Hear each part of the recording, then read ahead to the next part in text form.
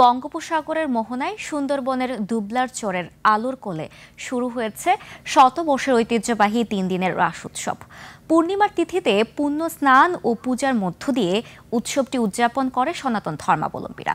উৎসব ঘিরে স্বল্প পরিসরে মেলার আয়োজন থাকলেও গতবারের মতো এবারও থাকছে না সাংস্কৃতিক আয়োজন।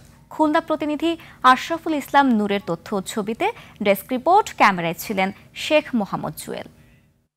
লিলি বিউটি সোপ, যার অ্যান্টি এজিং গুণ তারুণ্য ধরে রেখে ত্বকে করে উজ্জ্বল। তারুণ্যময় উজ্জ্বল ত্বকের জন্য রিমার্ক। 200 বছরের বেশি সময় ধরে দুবলার চরে অনুষ্ঠিত হচ্ছে ঐতিহ্যবাহী রাস পূজা। প্রতি বছর এতে অংশ নেয় প্রায় 1.5 লক্ষ পুণ্যার্থী।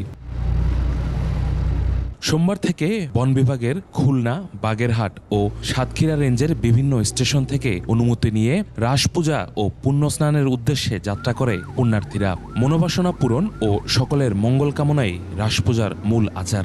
এখানে যে লাইটিং অ্যারেঞ্জমেন্ট, তাদের বসার অ্যারেঞ্জমেন্ট, তাদের যা পূজার সামগ্রী কেন্দ্রে এই জন্য কিছু দোকান, এই সমস্ত অ্যারেঞ্জমেন্ট প্রতি বছর যেভাবে হয় এভাবেই প্রস্তুতি নেওয়া হয়েছে।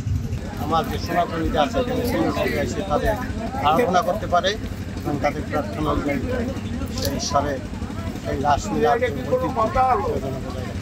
প্রাণের আকুতি নিয়ে আমরা এখানে আসি।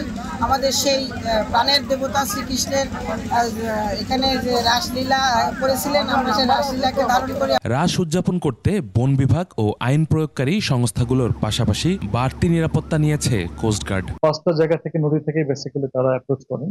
এই জন্য আমরা সেখানে আরো বেশি আমাদের পর্যায়ের লোক দিয়ে আমরা নিরাপত্তা ব্যবস্থা জোরদার করেছি এবং সেই সঙ্গে আমাদের একটা জাহাজ সেখানে আমাদের ডিপ্লয়েড আছে।